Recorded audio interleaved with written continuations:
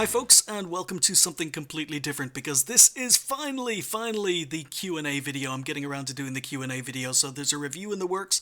It's going to be out shortly, but yeah, I decided to do this video first because I got a couple of messages saying, where is it? Now, it's something I've been promising to do for weeks and weeks and weeks, possibly even months, but I'm finally getting around to it. I'm going to answer some of your questions, and this is in preparation for the live stream on Thursday the 10th. But in the background, we've got a game in a Super Pershing by Rabbit Leader. First time Rabbit Leader's featuring on the channel. This is a game that might not normally have made it onto the channel. It's a second class in the Super Pershing, but a couple of interesting things. Well, at least I found them interesting. Super Pershing's armor, it still works. It still works. You know, there are weak spots. You can pen the Super Pershing here. You can pen it here. You can pen under the gun mantlet. If you've got an accurate gun, you can shoot it through the machine gun port, or you could shoot above the spaced armor and into the cupola on the right-hand side of the tank. Left-hand side, much harder to pen, but you can pen it here by shooting just over the cupola or over the spaced armor. So the Super Pershing, yeah, it's still a good tank as long as players don't know where to shoot it. And in this game, Rabbit Leader manages to bounce over 7,000 damage or absorb 7,000 damage in his Super Pershing, so the armor can still be good. But one of the reasons, or the other reason I'm bringing this game to you, is because some of the questions, or a lot of questions I've been getting on the Q&A, have been regarding my chat, or the chat changes in 9.16, and what my thoughts on them were. Now, I did go into a quick snapshot before a video and, you know, basically talked about my thoughts, and in the main, they're quite positive. I think that, you know, not being able to talk to the enemy team, them not being able to talk to you, has meant that my experience playing World of Tanks has been a little bit better, because I get less distracted. You know, I don't fall for trash talk. I'm less inclined to lose my temper and trash talk back. No insults, don't get accused of cheating or gold spam. Not that I spam a lot of gold, but I just find chat a far more pleasant place these days, even though I know some of you guys don't agree with me. But I covered that in briefly in another video. But this is a game that is from the Southeast Asian server. Now, I haven't featured too many games from the Southeast Asian server. Oh, getting tongue-tied here. But the chat is still active, because this is a 9.15.2 replay, and I just found the chat in this game incredibly interesting. In fact, that's why I'm putting this video up. So the gameplay is okay, the damage blocked is impressive, the result is pretty good, but the chat, it's a whole different class of chat, a whole different type of trolling, a whole different type of maybe toxicity, if you want to call it that. But the chat on the Southeast Asian server is incredibly interesting. At least I found it interesting from this one game. But anyway, we're going to go, and we're just going to play, and you can watch the chat and be amazed, or, you know, just see how different it is from your own server. And I'll try and answer some of your questions along the way. So I'm going to leave the countdown. Whoa, what am I doing on ×4? There we go. Chat is already going. Sri Lanka is the worst country. What a way to start the chat during the countdown. So Rabbit Leader, I assume he and his platoon mate are from Sri Lanka. So they're going K. Okay, Sri Lanka is the worst country. Anyway, we're gonna go. So questions. First question up is by Zach Shax, and he wants to know, what crosshair do I use? He used to use Jimbo's, but it's not working now. Could I link to it? Well, personally, I'm not using the Jimbo's crosshair mod anymore. Just ever since 9.16 came out, I haven't had a need to install very many mods. In fact, I've got nothing installed other than XVM. I'm currently using, and this was a question asked while I was playing 9.16, so yeah, the crosshairs I'm using are in-game. They're the circle reticules. You can mess around in the settings and set up the crosshairs just like I use them, but I don't use Jimbo's anymore. I miss it. Maybe I'll have a look and see whether or not it's still working, or whether or not I could still use it. But yeah, I'm just using the in-game server reticule, or in-game reticule now, which brings me on to the next question. I mentioned server reticule. Was there one here about server reticule? There is, but I can't see it right now.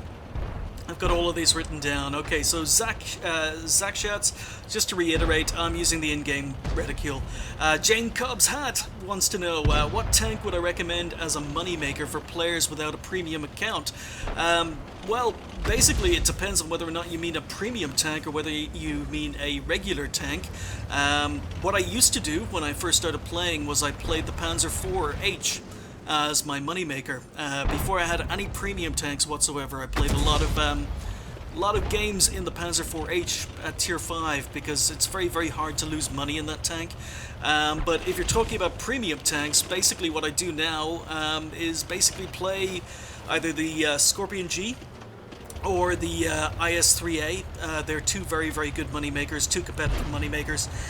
Occasionally I play the FCM-50T. So I tend to play a lot of premium tanks, and as a result I earn a lot of credits. So yeah, what tank would I recommend as a moneymaker? Best all-round moneymaker might be the, believe it or not, the IS-6, although you do have to fire some premium occasionally in the IS-6. So yeah, it really depends on your playstyle. It's kind of like asking, you know, how does one sunset compare to the other? You know, it's all in the eye of the beholder. If you like playing light tanks, I think the Black Dog, the M4190GF, is a very, very good moneymaker if you like playing light tanks. But if you don't like playing light tanks, it's not. I think if you like playing medium tanks, then the FCM-50T, even though it's a heavy tank, is a pretty good bet. You know, you can play it just like a medium. It's a very, very good moneymaker.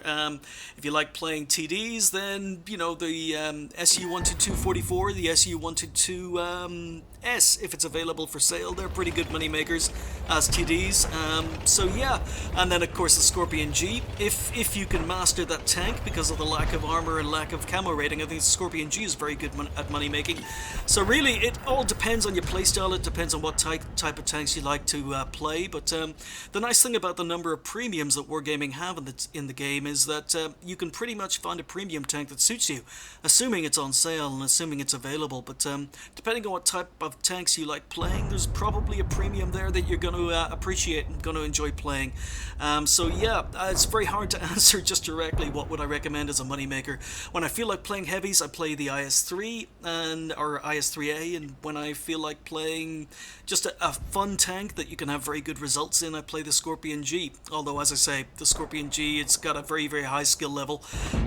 So yeah, moving on. Next question is Lane Smith. Lane Smith, Osiris.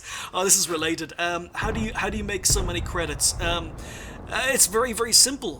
One, I play a lot of premium tanks. They're probably not the answer you want to hear, but I play premium tanks for reviews. I spend a day in a premium tank in order to do a review, and as a result I earn credits. But another way I make credits, or I earn a lot of credits, is I play two premium tanks back to back. So I mentioned the IS-3A and I mentioned the Scorpion G. So if I was short of credits, or if I wanted to earn maybe 3 or 4 million credits very, very quickly, what I'd do is I'd just play the IS-3A, and basically if I die and the game is still running, then I would get out of that and hop into the Scorpion G. By the time I finish with the Scorpion G, I'd hop back into the IS-3A. So you basically play two premium tanks back to back, and that's the best way of making credits. But in the old days, as I say, in the old days what I used to do was play the Panzer IV, or play lower tier 5, tier 6. Very hard to lose money at tier 5, tier 6, so if you don't have premium tanks and you're playing on a standard account, then I recommend finding a couple of tier 5s, a couple of tier 6s you enjoy playing, and you'll make credits. You probably won't make credits as fast as if you have a premium tank, but you'll still make credits at tier 5 and tier 6 if you're playing tanks you enjoy. So yeah, other ways I make credits, well, I don't fire a lot of premium ammo, and I rarely use premium consumables, so I know I'm a bit of a scrub. I know I've got accused, or I get criticized because I don't use premium consumables or fire premium ammo. But if you don't want to lose credits, if you want to make credits, then don't fire premium ammo. Learn to shoot weak spots. You know, don't fire it unless you need it, and don't use premium consumables. Use standard consumables. You know, you might not have as big an advantage, but it saves you 17,000 credits every single game. So that's pretty much how I make credits.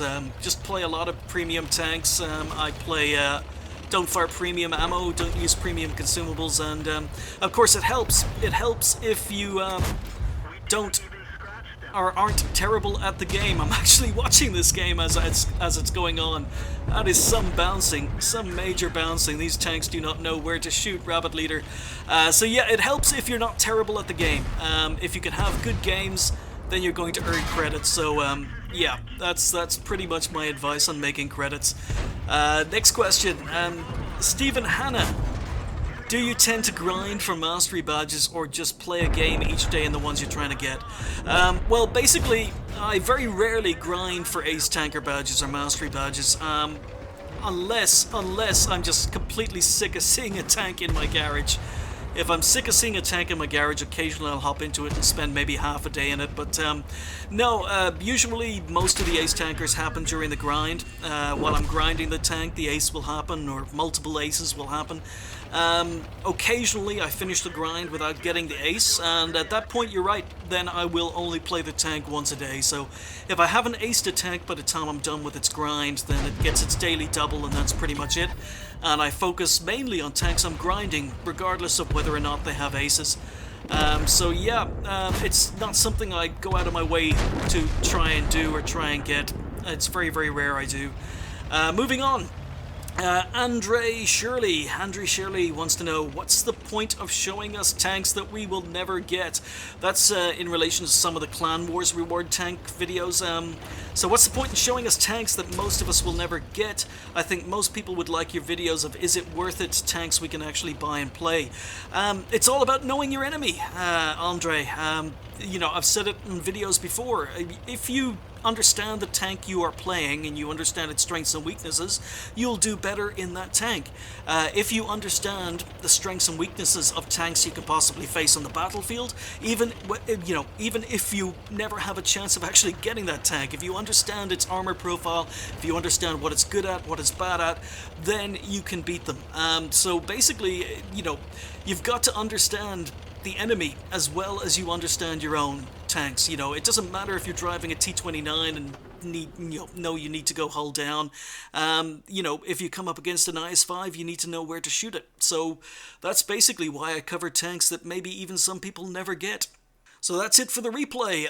Rabbit Leader showing some nice brawling in the Super Pershing. It was a second class. He finished up with Cool Headed and Steel Walls, showing that the Super Pershing's armor still works, and the class of conversation during that game in chat.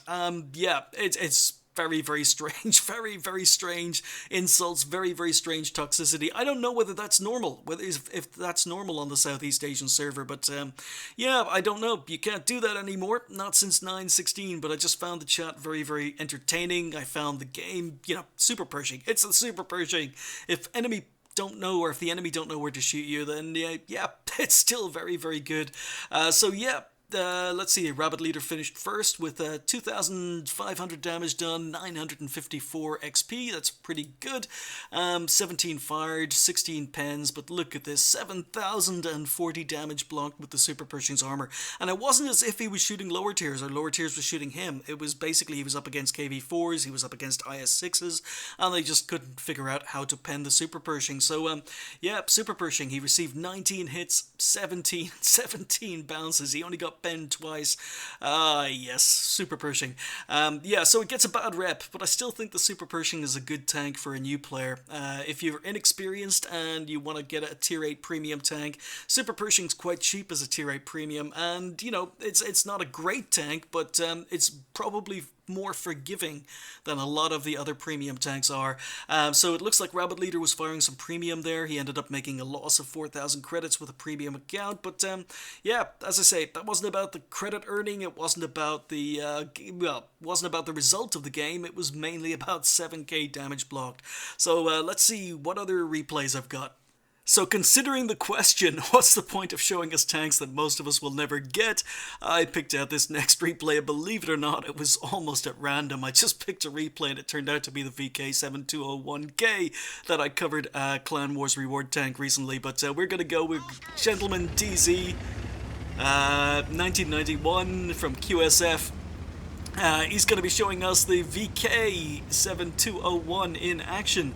Anyway, yeah, so what's the point of showing us tanks that most of us will never get? Simply to understand the weak spots, understand how to take them out. One thing I didn't put enough stress on is the area here below the turret on the VK. When I talked about this tank being an amazing side scraper, it is an amazing side scraper, assuming people don't know to shoot you here. So this area here towards the rear, when it's side scraping, rear of the turret, this is where you want to shoot. So in the meantime, VK is here, our gentleman gets a beautiful shot. He's firing standard AP, even though it's the E100 gun, he's firing standard AP, but yeah, to basically get around to answering these questions.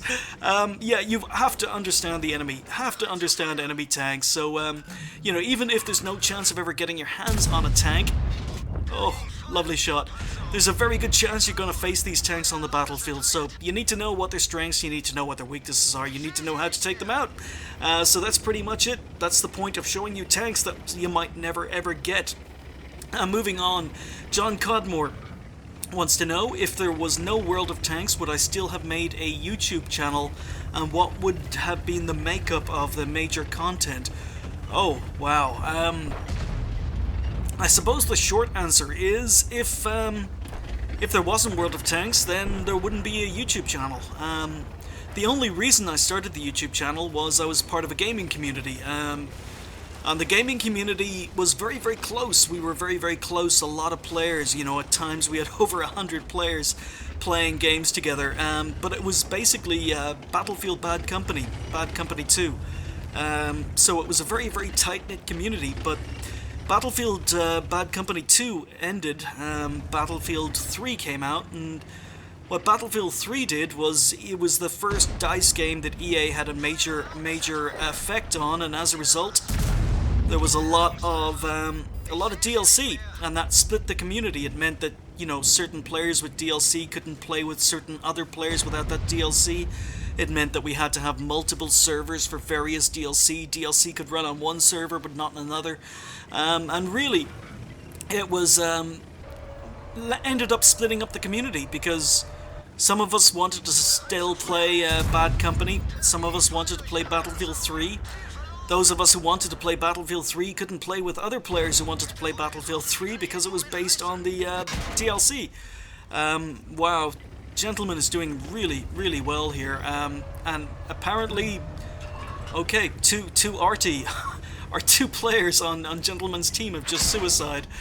I don't know what that was about, but Gentleman's doing a really good job showing off the armor, showing off the firepower here. Anyway, so yeah, if there was no World of Tanks, there wouldn't have been a YouTube channel. But if oh, I'm losing my train of thought here.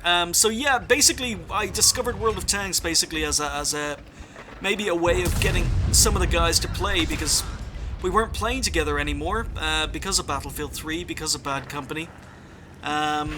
So as a result, we were looking for other games to maybe play together, and I figured World of Tanks was free, and there were no problems with players playing World of Tanks. It didn't matter whether or not you could afford to play, because it was free to play. So I thought maybe more people in the community would embrace World of Tanks, and there were a few players who... Oh, what a shot in the move! There were a few players who were already playing World of Tanks before I started playing it, but I noticed pretty quickly, even though I was still a new player, that these guys had maybe 10,000, 12,000 games played, and their stats weren't exactly good. You know, the first time I installed the XVM, I realized that even these guys in my own community I'd been playing with, even though they had 12, 13,000 games played in World of Tanks, they were red or they were orange, and they were making decisions that I found questionable, even as a new player.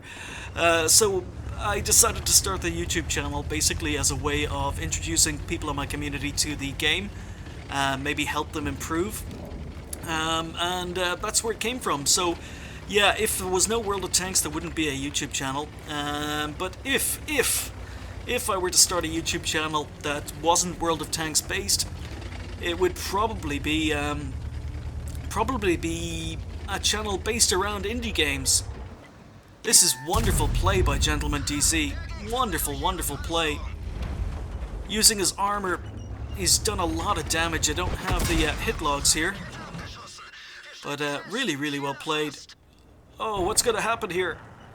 Oh, I'm regretting not bringing this game to the channel as a full replay. Oh no, come on gentlemen, come on, get out of there, get out of there.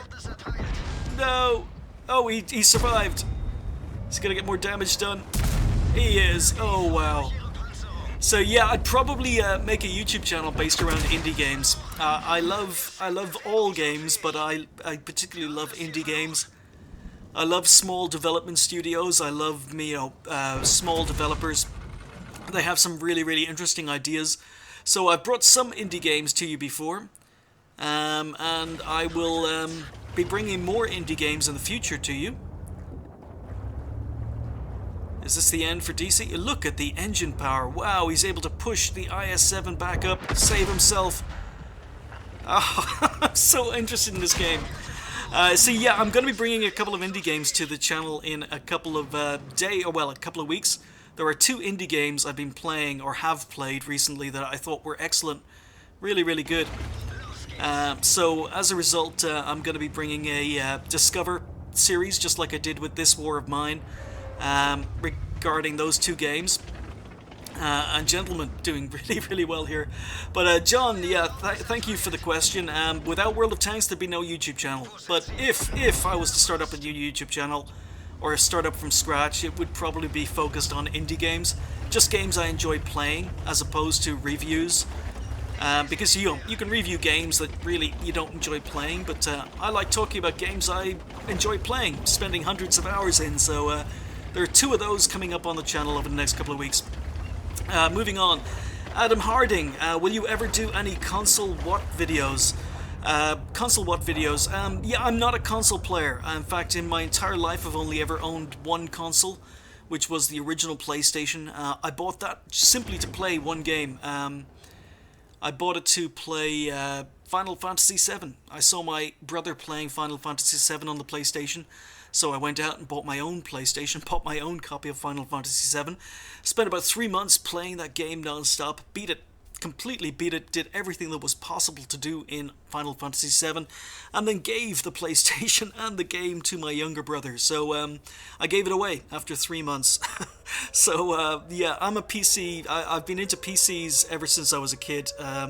You know, my first PC, well, my first computers were Ataris, Amigas, Commodores, Amstrad 464s, and I advanced onto PCs. So I've never really had the opportunity. I've been playing games on PC longer than consoles have been around, so a lot longer. So I've never gotten into consoles. I understand that, you know, they can be good, they're great. In fact, most of them are simply just a PC, but yeah, I'm not a console player. I'm not a PC master race person either, but I recognize consoles can be great. But it's just my own personal preference to play on PC. Oh, nice drown. So yeah, wow, gentleman's having a game of his life here in the VK. Moving on. Query Presser wants to know, I have a question. People always say to enable the server reticule option. Is this really important? Okay, server reticule. It's really only important if you're suffering from lag issues. If you've got a bad internet connection, server reticule can help. Or if you've got a lot of latency, you know, if your ping is probably above 100, maybe 120, server reticule might be able to help you. Although I've played occasionally on games where my ping was over 100 and I haven't had to use server reticule. So server reticule, it's really only important if maybe your internet connection isn't great, or your latency, your ping to the server isn't very good.